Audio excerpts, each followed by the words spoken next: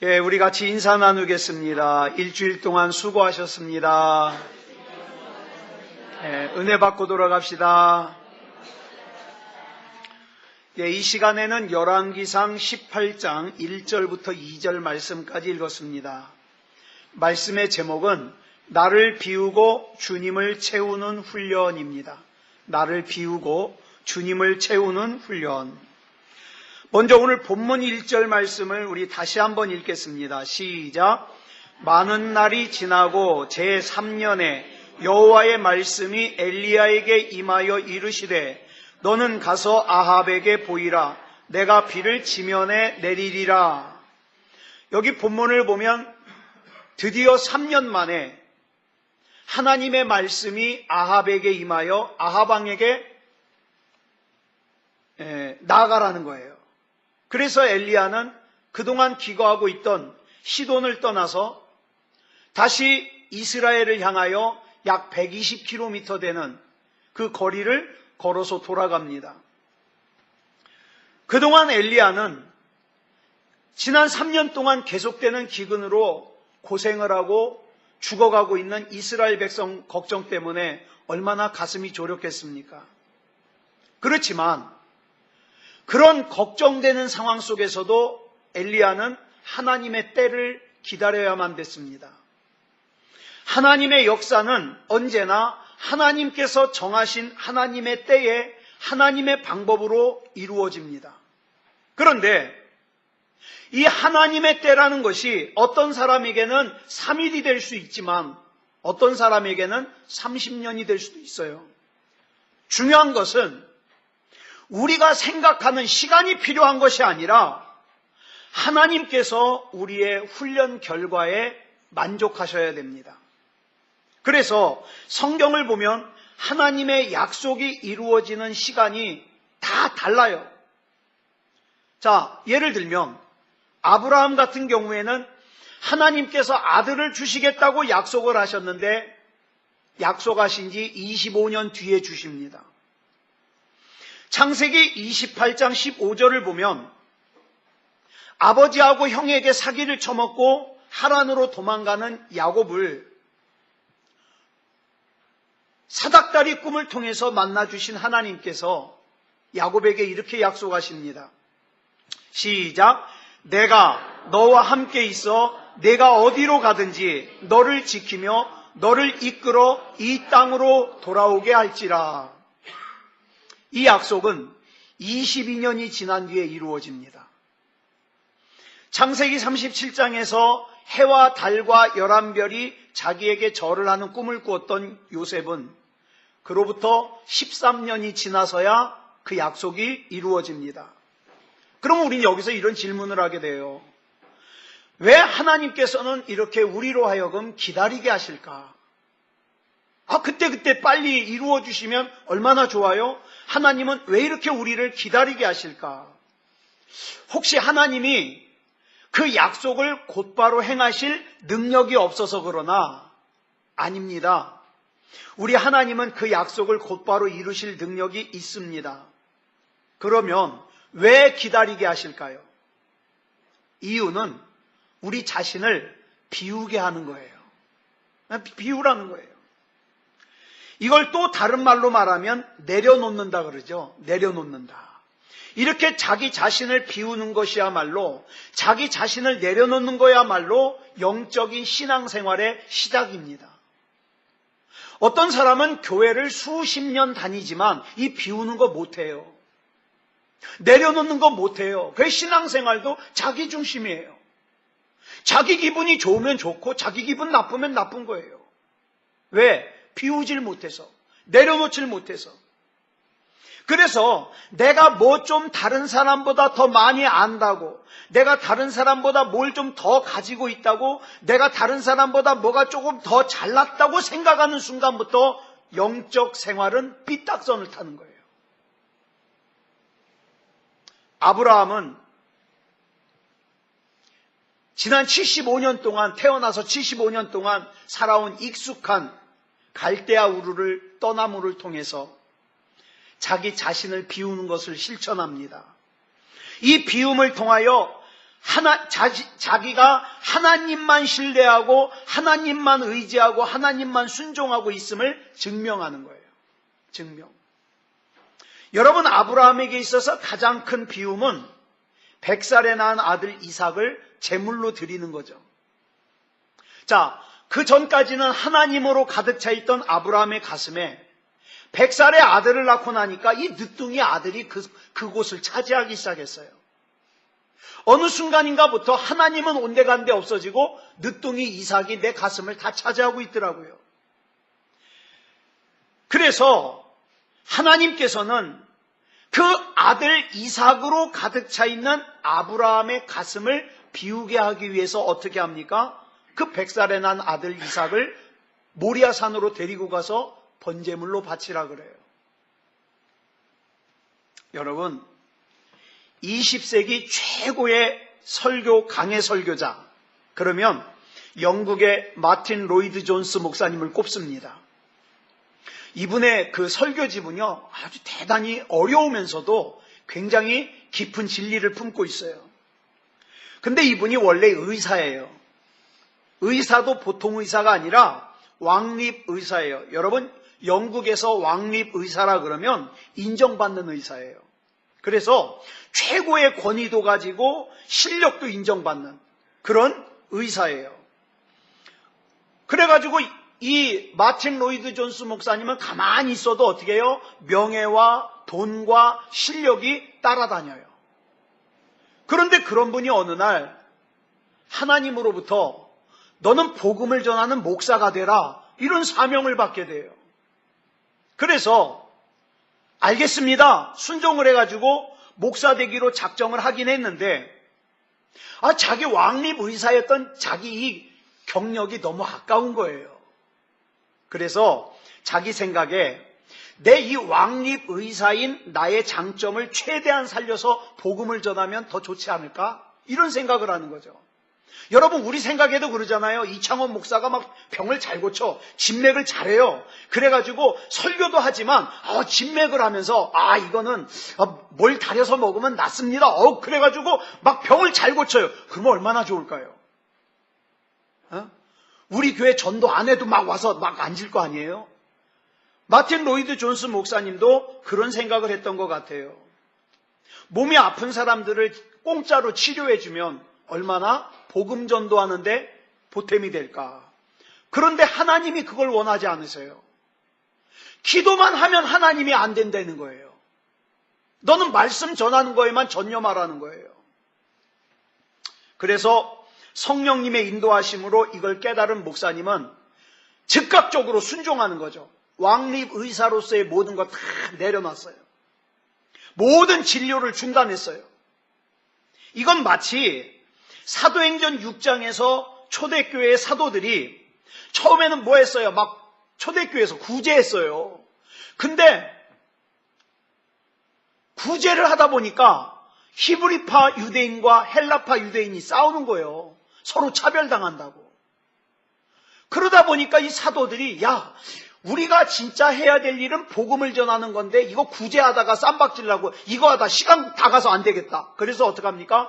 7명의 집사님을 뽑아가지고 어떻게 해요? 구제하는 모든 것은 이 집사님들이 다 하라고. 우리는 뭐 하겠다는 거예요? 기도하는 일과 말씀 전하는 일에 전념하겠다는 거죠. 이 마틴 로이드 존스 목사님 이 얘기를 읽으니까 이 생각이 나는 거예요. 그래가지고 이 마틴 로이드 존스 목사님이 복음을 전하는 일에만 전념했습니다. 그러자 하나님께서 그에게 놀라운 설교의 능력을 주시는데 20세기의 사도 바울이에요. 얼마나 성경을 갖다가 잘 해석하고 얼마나 강해 설교를 잘하는지 몰라요. 자, 여러분 기억하세요. 하나님께서 비우기를 원하시면 그거 비우는 게 능력이에요. 이건 안 됩니다. 이건 절대 하나님도 못 건드립니다. 약해지는 거예요. 1996년 곽선희 목사님이 프린스턴 대학에서 상을 받으셨어요. 그래서 상을 받으러 갔다가 그 근처에 있는 곽선희 목사님이 공부한 풀러 신학대학에 잠시 방문을 했어요. 그런데 이 풀러신학대학에서 총장이 이번에 우리 학교 발전을 위해서 석좌 교수를 세우려고 합니다. 그런데 이 석좌 교수를 한 사람 세우는데 필요한 돈이 100만 불입니다. 그러니까 곽선희 목사님이 심우하시는 소망교회에서 이 석좌 교수 한 분을 세울 수 있는 것을 좀 후원해 주셨으면 좋겠습니다. 요청을 받아요. 석좌 교수가 뭐냐면요, 어떤 기업이나 어떤 개인이 기부하잖아요. 돈을 기부하잖아요. 그러면 그 기부한 자금을 가지고 학문적으로 탁월한 업적을 이룬 그런 분을 갖다가 초빙을 해가지고 그 학교의 석좌 교수로, 그래서 이분은 경제적인 일이라든가 생활일이라든가 연구비 같은 거 걱정하지 않고 그 연구에 전념할 수 있도록 학교에서 지원해 주는 거예요. 그 교수를 석좌 교수라 그래요. 자, 그랬는데 미국에서 돌아온 이 곽선희 목사님이 이 문제를 놓고 기도하다가 당시 참존 화장품의 그 김광석 장로님하고 이 문제를 얘기를 합니다.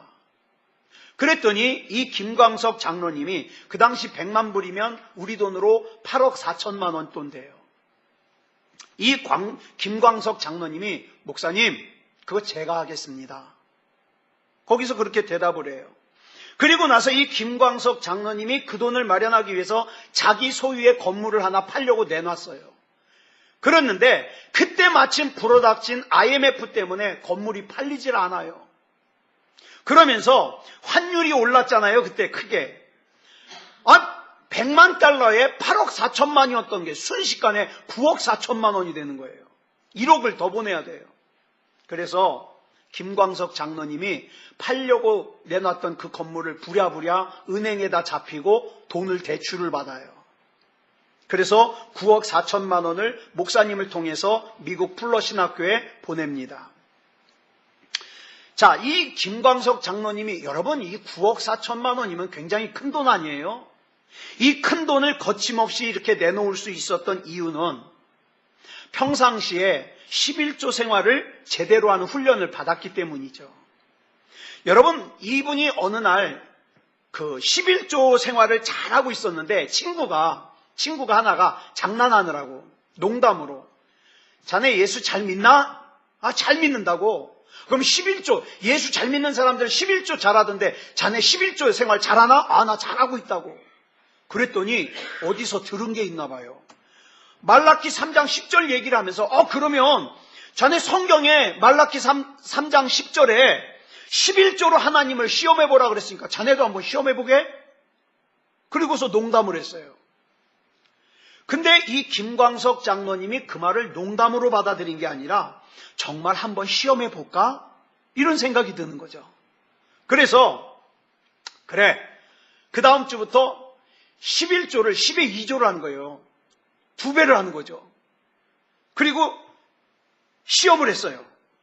그랬는데 이 당시 참존 화장품이요, 한 달 매출을, 그러니까 한 달 판매 수익이, 얻어지는 이익이 1억이었는데 10의 2조를 하고 나서부터 8억이 됐어요. 그러니까 이 김광석 장로님이 놀래가지고 뭐라고 기도했냐면, 하나님, 제가 다시는 하나님 시험하지 않겠습니다. 이렇게 기도했다는 거예요. 그러던 차에 곽선희 목사님이 100만 불의 헌금을 말씀하셔서 기쁨으로 드렸죠. 그런데 하나님은 이것 역시도 그냥 지나가지 않았어요. 그 2년 뒤에 여러분 아마 보신 분들 있을 거요. 1998년도에 MBC에서 방송하는 성공시대라는 프로그램에 이 김광석 장로님이 출연을 했어요.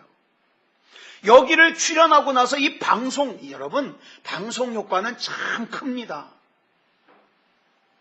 여기에 출연하고 나서 하나님께서 이 김광석 장로님이 하나님 앞에 드렸던 100만 불의 수십 배를 벌게 해주셔요. 수십 배를. 지금 이 이야기를 드리는 것은 여러분들에게 여러분도 이제 앞으로 10의 2조를 바치십시오, 그 얘기 절대 아니에요. 이창원 목사가 또 오늘 헌금 바치라고 얘기하나, 그거 절대 아니에요. 뭘 말씀을 드리느냐, 많은 사람들이 11조를 특히 그리스도인들이요, 돈 놓고 돈 먹기로 이해하는 사람들이 많아요. 그래가지고 아까 그 10의 2조처럼, 그래? 그럼 내가 10의 2조, 10의 3조를 내가 하면은 나 돈 더 많이 벌게 해줄까? 그래가지고 사람들이 뭐에 열광을 했느냐? 그 김미진 간사의 왕의 재정학교.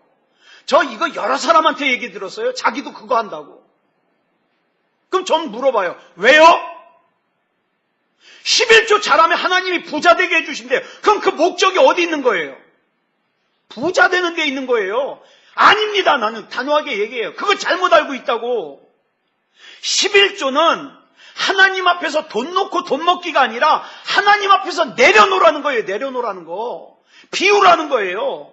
여러분, 장사하는 사람이 제일 비우기 힘든 게 뭐예요?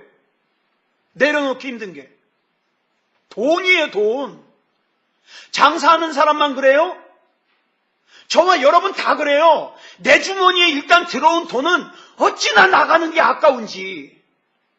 내가 먹고 내가 쓰는 건 괜찮은데 그 외의 걸로 나가려면 얼마나 아까운지 모르잖아요. 예? 그래서 하나님께서는 장사하는 사람인 김광석 장로님에게 제일 비우기 어려운 거, 제일 내려놓기 어려운 거, 돈을 내려놓으라고 요구하시는 거예요. 그래 순종했더니 하나님께서 책임지시더라. 여러분, 하나님께서는 엘리야의 속을 비우기 위해서 지난 3년 동안 훈련을 시키셨어요. 그리고 그 훈련의 과정은 한마디로 뭐예요? 기다림, 순종. 다시 말씀드립니다. 하나님의 역사는 하나님의 정하신 때에 하나님의 방법으로 이루어집니다. 그런데 하나님의 정하신 때라는 것이 우리가 생각하는 그런 시간이 아니라 하나님이 나에게 만족하셔야 돼요. 내가 훈련받은 거에 만족하셔야 돼요. 그러므로 우리는 하나님께서 정하신 하나님의 때를 기다리며 살아가는 자세를 배워야 돼요. 하나님의 역사는요, 내 계획이나 내 노력으로 이루어지는 것이 아니라 하나님께서 정하신 하나님의 때까지 전적으로 하나님을 신뢰함으로 순종함으로 기다리는 것으로 이루어져요. 근데 참 이 기다리는 게 힘이 듭니다. 많은 사람들이 기다리다가 엎어져 버려요. 그래서 우리에게는 기다리는 성품과 기다리는 훈련이 필요해요. 기다림이 없이는 열매가 맺어지지 않아요. 전 잘 모르는데 책에 보니까 어떤 버섯은요 6시간이면 다 자란대요. 6시간. 엄청 빠르죠? 막 쑥쑥 크나 봐요. 6시간. 호박은 6달이면 다 자란대요. 호박은. 근데 참나무는 어느 정도 이거 참나무네 이렇게 알아보기까지 6년이 걸리고요. 제대로 된 건실한 참나무가 되려면 100년 이상이 걸린대요. 100년. 자, 그러면 여러분 보자고요. 100년 이상이 걸려서 건실하게 자란 참나무와 6시간 만에 자란 버섯이 같을 순 없잖아요. 그죠? 같을 수 없어요. 그러니까 저와 여러분이 하나님 안에서 참나무 같은 인물이 되려면, 그렇게 하나님 앞에 쓰임 받으려면 절대 조급하면 안 돼요. 뭐 나는 끝났어, 내 인생은 끝났어, 조급하면 안 돼요. 영성신학 교수이면서 유명한 영성운동가인, 아마 이분 책들 여러분 많이 보셨을 거예요. 리차드 포스터라는 분이 있어요. 이분이 이런 말을 했어요. 조급함은 마귀적인 것이 아니라 마귀 자체다. 예? 마귀가 역사하는 것이 아니라 마귀 자체라 이 말이에요. 조급함은. 예. 그래서 사도 야고보는 야고보서 5장 7절에서 이렇게 권고합니다. 시작. 형제들아, 주께서 강림하시기까지 길이 참으라. 언제 이루어질지 모르는 주님의 역사, 언제 우리 앞에 펼쳐질지 모르는 주님의 섭리를 우리는 기다려야 돼요. 기다려야 돼요. 이게 바로 오늘 본문 말씀이 주시는 교훈이에요. 신약성경 누가복음 4장 14절로 15절을 보면 예수님께서 능력과 기적을 행하신다는 소문이 온 이스라엘 전역에 퍼졌어요. 그래서 그 소문을 듣는 사람들마다 예수님께 나와가지고 예수님 말씀 듣고 성령 충만하고 그렇게 은혜를 받았죠. 그런데 성경에 보니까 그 소문을 들은 곳들 중에서 유독 한 곳만이 예수님을 인정 안 해요. 그게 어디예요? 16절을 보니까 예수님이 태어나신 고향 나사렛. 여긴 예수님을 인정 안 해요. 왜요? 내가 저 예수라는 사람의 어린 시절 내가 다 알고 있다 이 말이에요. 내가 저 예수라는 사람의 가족도 다 알고 있다 이 말이에요. 이 말씀이 우리에게 뭘 말씀해 주느냐? 우리에게 익숙한 것이, 우리에게 너무 익숙한 것이 우리 신앙생활을 방해할 수 있다. 방해할 수 있다. 자기가 예수님을 너무 잘 알고 있다고 생각하기 때문에 예수님을 받아들이질 않는 거예요.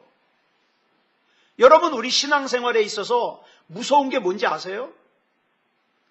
습관화된 내용 없는 신앙생활. 어려서부터 설교를 들어가지고 설교 내용은 빠삭해요. 성경에 대한 지식도 많아요.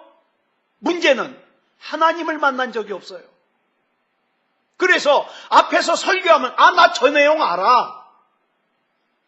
저거 성경 어디 나오는 거야? 알아요. 근데 하나님은 못 만나요. 이게 문제예요. 그 습관화된 내용 없는 신앙생활이 우리의 신실한 믿음을 방해할 수 있다. 하나님을 못 만나게. 그래서 예수님께서 뭐라고 말씀하셨냐면 선지자가 고향에서는 환영을 받는 자가 없다. 그러면서 예수님이 언급하시는 사건이 바로 이 사르밧 사건이에요. 엘리야 시대에 3년 6개월 동안 기근이 있었는데 이때 구원받아야 될 불쌍한 과부가 이스라엘에는 있었을까요? 없었을까요? 예? 과부가 꼭 사르밧에만 있어요?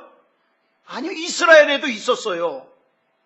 그런데 왜 시돈 땅에 살고 있던 사르밧 과부에게만 엘리야가 보냄을 받았을까? 엘리사 때도 마찬가지예요. 이스라엘에 나병 환자가 있을까요? 없을까요? 있을 거예요. 근데 왜 오직 아람 나라의 군대 장관인 나만만이 고침을 받았을까요? 이 말씀의 교훈이 뭐겠어요? 여기 등장하는 사르밧 여인과 나만 장군의 공통점이 뭐예요? 공통점. 둘 다 이방인이다. 그죠? 유대인이 아니다. 잘 들으세요. 마땅히 하나님의 복을 누려야 할 사람들, 마땅히 하나님의 메시지를 받아야 할 사람들이 나는 하나님을 잘 알고 있다고 하면서 정작 하나님의 복과 하나님의 메시지를 무시하고 거부하니까 그 복과 메시지를 어디로 보내시더라?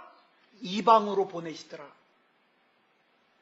그러니까 이 말을 들은 유대인들이 기분이 나빠가지고 그 다음에 내용에 보면 화가 나가지고 예수님을 낭떠러지에서 밀어서 죽이려고 몰아요. 또 돌로 쳐서 죽이려고 그래요. 잘 들으세요. 저와 여러분 속에는 하나님의 약속이 있습니다. 하나님의 섭리가 있습니다. 그런데 만약에 저와 여러분이 내가 하나님을 잘 안다고 하면서 정작 하나님을 만나고 하나님과 함께 사는 것에 관심이 없으면 하나님께서 나를 통해서 이루셔야 될 그 하나님의 복과 하나님의 약속과 하나님의 메시지를 어떻게 한다고요? 다른 곳으로 옮긴다고요. 이게 무서운 거예요. 이게. 그러면 하나님께서 이것을 이렇게 다른 사람에게 옮긴 이유가 뭘까요? 유대인들이 제사를 잘 안 드렸나요? 제물을 잘 안 드렸나요? 아니요. 유대인들은 제사 꼬박꼬박 드려요. 예? 제물로 태우는 번제의 연기도요, 끊이질 않아요. 그런데 왜 하나님께서 이스라엘에게로 가야 될 복과 메시지를 이방으로 옮겼을까요? 중요한 게 빠졌어요. 그 중요한 게 뭐냐면 마음입니다. 마음.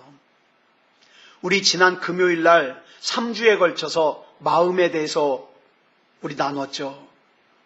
여러분 혹시라도 그거 안 들으신 분 있다면 보내드린 거 꼭 들으세요. 아주 중요해요. 마음은 너무 중요해요. 네. 사무엘상 15장 22절에 보니까 뭐라 그랬어요? 시작. 사무엘이 이르되 여호와께서 번제와 다른 제사를 그의 목소리를 청종하는 것을 좋아하심같이 좋아하시겠나이까? 순종이 제사보다 낫고 듣는 것이 수양의 기름보다 나으니. 시편 51편 16절로 17절을 보니까 또 이렇게 말씀하고 있어요. 시작. 주께서는 제사를 기뻐하지 아니하시나니 그렇지 아니하면 내가 드렸을 것이라. 주는 번제를 기뻐하지 아니하시나이다. 하나님께서 구하시는 제사는 상한 심령이라. 하나님이여 상하고 통회하는 마음을 주께서 멸시하지 아니하시리이다. 호세아서 6장 6절은 시작. 나는 인애를 원하고 제사를 원하지 아니하며 번제보다 하나님을 아는 것을 원하노라. 유대인들이 예수님을 배척하니까 그 유대인들에게 가야 될 복과 하나님의 말씀이 어디로 옮겨졌냐? 이방인에게로 옮겨졌어요. 이걸 사도 바울은 로마서 11장에서 설명하기를 뭐라고 설명하느냐? 이스라엘에게 예수님께서 오셨으나 이스라엘이 예수님을 배척함으로 예수님의 복음이 이방으로 향하여 흘러갔다. 이렇게 말씀하고 있어요. 우리도 마찬가지인 것이 여러분, 하나님께서 여러분에게 주시기로 작정하신 하나님의 복 잃어버리지 마세요. 우리가 신앙생활을 아무렇게나 해도 되면 얼마나 편하겠어요.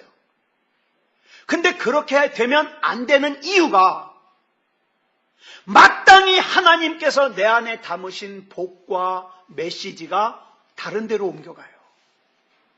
여러분, 내 자식에게 와야 될 하나님의 복이 다른 데로 가면 좋겠어요? 그런 거 욕심내라고요. 다른 거 욕심내지 말고. 하나님께서 예배를 통해서 말씀을 통해서 하나님의 뜻, 하나님의 계획, 하나님의 섭리, 하나님의 약속을 우리에게 주시고자 하시는데 우리가 그 하나님을 만홀히 여기고 예배를 만홀히 여기고 기도를 만홀히 여기고 말씀을 만홀히 여기고 무시하면 하나님께서는 우리 안에 담으시려고 했던 그 하나님의 뜻, 하나님의 계획, 하나님의 섭리, 하나님의 약속을 다른 사람에게 흘려보내신다는 거예요. 이걸 요한계시록 2장 5절에서는 또 뭐라고 설명하고 있느냐? 촛대를 옮긴대요. 촛대를 옮긴다. 처음 사랑을 잃어버린 에베소 교회를 향하여 권면하시기를 또 경고하시기를 뭐라고 경고하십니까? 시작. 어디서 떨어졌는지를 생각하고 회개하여 처음 행위를 가지라. 만일 그리하지 아니하고 회개하지 아니하면 내가 내게 가서 내 촛대를 그 자리에서 옮기리라. 여러분, 내가 회개해야 될 거 회개하지 않고 버티잖아요. 촛대를 옮긴대요. 촛대를 옮기는 게 뭐냐면 마땅히 나를 통해서 이루셔야 될 하나님의 역사, 하나님의 능력, 하나님의 복을 옮긴다는 거예요. 여러분들에게 할당된 이 복을 잃어버리면 여러분 바보예요. 진짜 바보예요. 진짜 바보. 그러니까 이걸 잃어버리지 않도록 잘 관리하셔야 돼요. 하나님께서 사르밧 여인을 통해서 이스라엘과 우리에게 이걸 가르치시는 거예요. 여러분, 당시 이스라엘에도 과부는 많았어요. 그런데 왜 하나님께서는 하필이면 적국인 시돈에 있는 사르밧 여인에게 엘리야를 보내셨을까? 좀 냉정하게 말하면 이겁니다. 이스라엘의 과부들 중에는 하나님의 뜻, 하나님의 계획, 하나님의 섭리, 하나님의 약속을 이루실 과부가 없었다. 엘리야는 이스라엘을 떠나서 시돈으로 가면서 처음에는 의아했을 거예요. 아니, 하나님은 왜 이 와중에 나를 시돈으로 가라 그러실까? 몰랐어요. 근데 나중에 훈련을 다 받고 나니까 아하, 하나님께서 그래서 나를 보내셨구나. 그걸 깨닫게 되는 거예요. 어찌 보면 하나님께서는 사르밧 여인 한 사람을 위해서 엘리야를 시돈 땅으로 보내셨는지도 모르겠어요. 여러분, 여호수아 읽어보셨죠? 여호수아 2장을 보면 이스라엘이 여리고성을 공격하기 전에 정탐꾼을 2명을 보냅니다. 여러분, 이 말씀 읽으면서 이상하지 않아요? 정탐꾼 보낼 필요가 없어요. 그렇죠? 왜냐하면 하나님이 이미 다 여리고성 사정 알고 계셔요. 알려주시면 되지 뭐. 더 중요한 게 있어요. 여리고성을 공격해서 점령했나요? 여리고성은 싸워서 점령하지 않았어요. 하루에 한 바퀴씩 6일 동안 돌고 7일째 되는 날 7바퀴 돌아가지고 무너졌어요. 자, 그러면 정탐할 필요가 있어요, 없어요? 예? 없어요. 그러면 어차피 싸울 것도 아닌데 뭐하러 정탐꾼을 보냈을까? 여호수아 2장을 보면 정탐꾼이 여리고성을 들어가서 한 사람을 만나고 돌아오는데 3일이 걸려요. 그 3일 동안 하나님께서는 이스라엘의 작전을 전부 중지시켜요. 멈춰라. 자, 왜 그랬을까요? 여리고성 안에는 여리고성이 무너질 때 여리고성과 함께 같이 무너져서 안 되는 한 사람이 있었어요. 그게 누구예요? 라합. 이 한 영혼 기생 라합을 구원하기 위해서 하나님께서는 정탐을 시킨 거고, 그 다음에 3일 동안 모든 작전을 중단시킨 거예요. 라합을 위해서. 여러분, 요한복음 4장을 보면은 예수님께서 사마리아의 한 우물가에서 한 여자를 만나죠. 당시 유대인들은 갈릴리로 갈 때 사마리아를 관통해서 가면 3일 걸려요. 근데 사마리아를 관통하지 않고 둘러서 가면 6일 걸려요. 곱빼기로 걸려요. 그러면 여행 경비도 많이 들죠.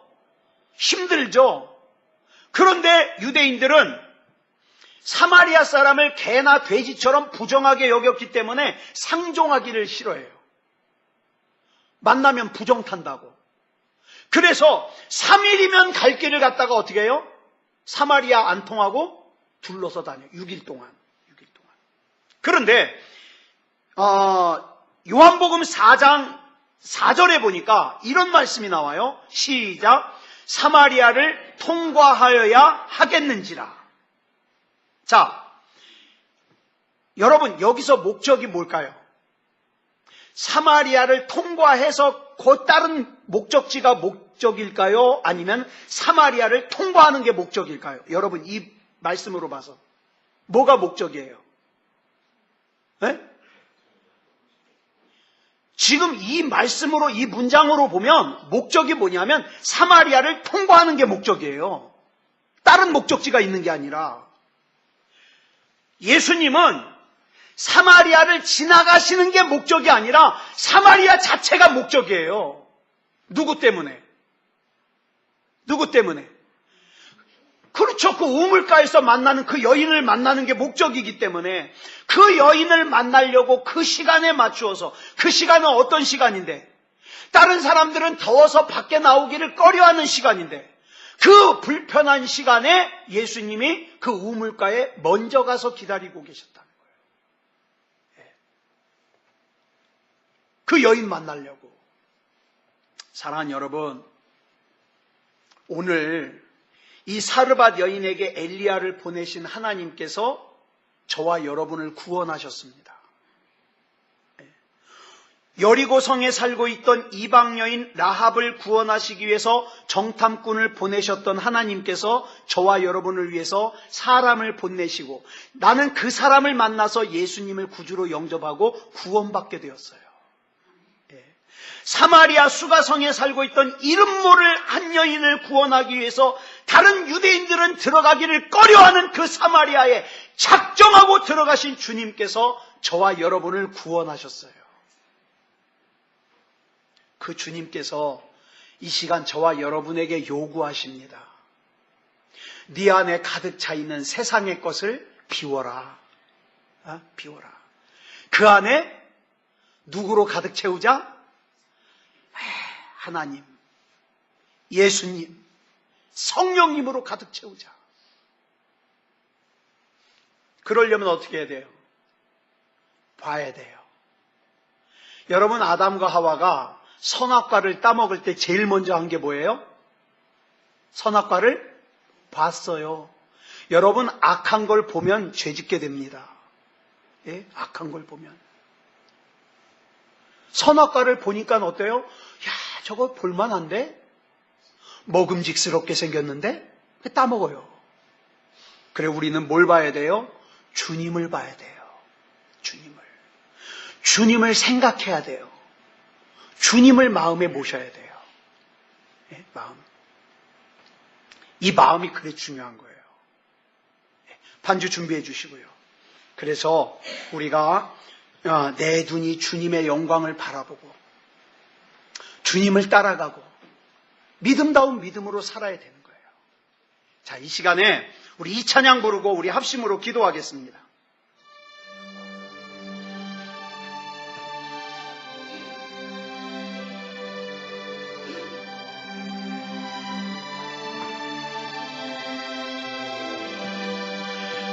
내는 주의 영광을 보내 우리 가운데 계신 주님 그 빛난 영광 온 하늘 덮고 그 찬송 온 땅 가득해 내는 주의 영광을 보내 찬송 가운데 서신 주님의 얼굴은 온 세상 향하네 권능의 팔을 드셨네 주의 영광 이곳에 가득해 우린 선의 주님과 함께 찬양하며 우리는 전진하리 모든 열방 주 볼 때까지 하늘아버지 우릴 새롭게 하사 열방 중에서 주를 섬기게 하소서 모든 나라 일어나 찬송 부르며 영광의 주님을 보게 하소서 주의 영광 이곳에 가득해 우린 선의 주님과 함께 찬양하며 우리는 전진하리 모든 열방 주 볼 때까지 우리 시간 같이 기도하겠습니다. 하나님, 나 사는 동안에 주님만 보게 해주시옵소서. 주님만 내 마음에 채우고 주님만 내 생각에 채우고 주님만 바라보고 살게 해주시옵소서. 우리 이 시간 같이 합심으로 기도하겠습니다. 사랑의 아버지 하나님 감사합니다. 이 시간에 우리 하나님께서 인도하여 주셔서 하나님의 말씀을 통하여 위대한 하나님의 사람 엘리야를 하나님께서 그 훈련을 통하여 세상의 것을 비워내고 하나님으로 채워가시는 과정을 봅니다. 때로는 내 생각에 이해가 되지 않고 납득이 되지 않는 상황이 펼쳐진다 할지라도 하나님이여, 하나님은 나의 하나님이십니다. 우리 하나님 함께하여 주셔서 믿음다운 믿음으로 살게 하시고 하나님 앞에 영광 올려드리며 살게 하여 주시옵소서. 믿음이 변질되지 않게 하시고 하나님의 은혜 가운데 거할 수 있도록 인도하여 주시옵소서. 우리 하나님께서 붙잡아 주실 줄 믿사오며 그리스도 예수님의 이름으로 간절히 기도드렸사옵나이다. 아멘.